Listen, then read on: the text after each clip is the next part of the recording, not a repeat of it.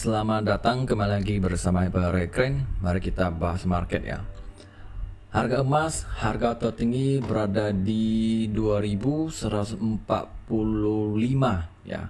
Dan ini harga tertinggi dalam sejarah ya.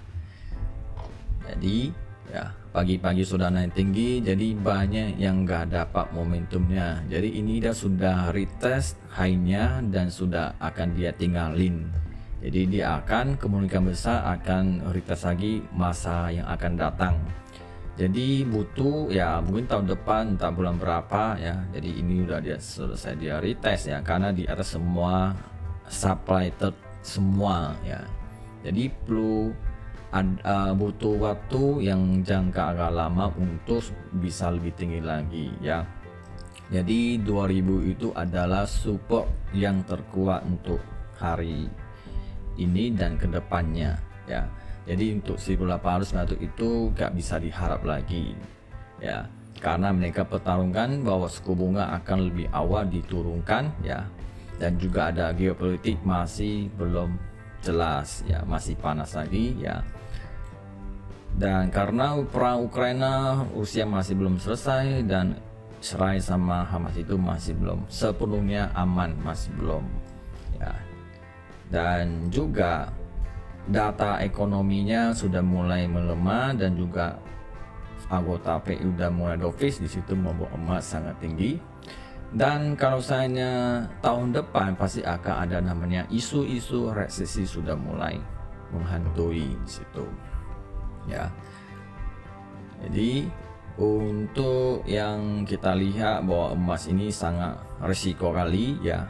Jadi kalau belum ada harga bisa entry, lebih baik jangan entry, istirahat ya, karena market di luar normal ya, karena ini sekali high-nya 750 pip ya. Hati-hati ya, mau buy sell itu agak sangat risiko ya. Lebih baik cari fair lain ya. Emas sementara lebih ke sentimen ya. Teknika ini sementara nggak bisa saya analisa, agak susah ya, jangan dipaksain. Habis itu harga emas itu karena ya banyak yang perkirakan suku bunga mungkin bulan Maret akan diturunkan ya, tapi itu cuma ya di isu-isu aja beritanya, tapi itu belum yakin sih. Oke. Jadi untuk emas ya momentum lagi udah jelas ya, sangat volatilitas tinggi ya. Dan selanjutnya kita bahas minyak. Oke. Minyak tutup momentumnya ya. Mana ini selnya nggak ada ya, kok gak hilang semua. Oke, untuk minyak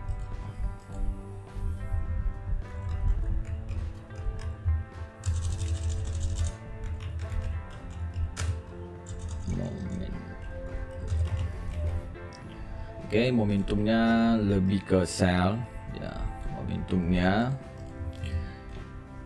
lebih ke sell karena ini satu-satunya untuk dia naik tangganya sudah di break ya, sudah di break ke bawah dan sempat dia mau retest pada akhirnya nggak bisa dan dong ke bawah. Oke, di sini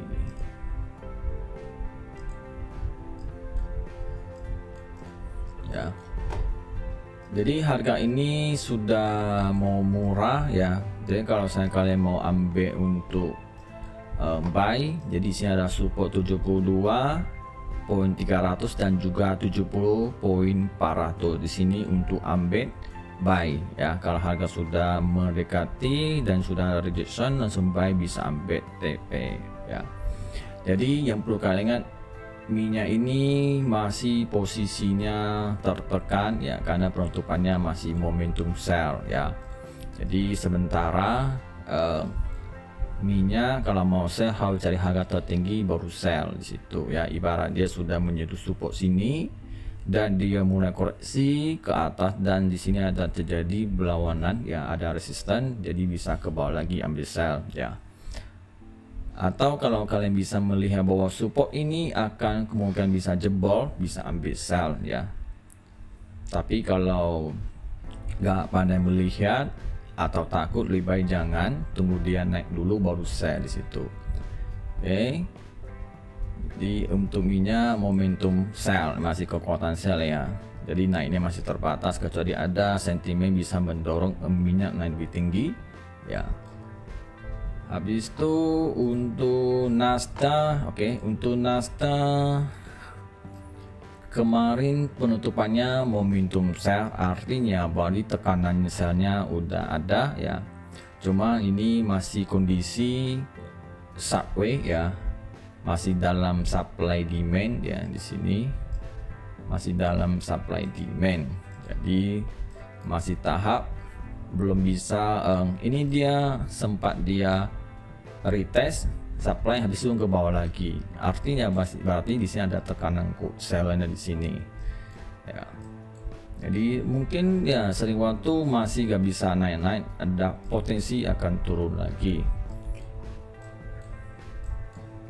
Oke, selanjutnya untuk Bitcoin. Oke, Bitcoin momentum buy lagi ya, masih momentum buy ya, karena sudah naik sangat tinggi ya. Di sini kemarin dia sempat retest resistennya, habis itu didorong ke bawah, habis itu borong ke atas lagi, didorong ke bawah lagi, kedua kali gagal, ketiga kali dia break ya, break langsung naik lebih tinggi ya. Jadi untuk masa akan datang market pada hijau semua ya, hijau semua ya, karena semua pertarungan suku bunga itu ada potensi turun lebih awal situ. Kalau saya, tapi itu akan kembali ke impresinya. Kalau impresi turun, mungkin market makin lebih naik lagi ya. Jadi kalian bisa melihat bahwa newsnya kalau ada ketemuan impresi ya, impresi tanggal berapa ya,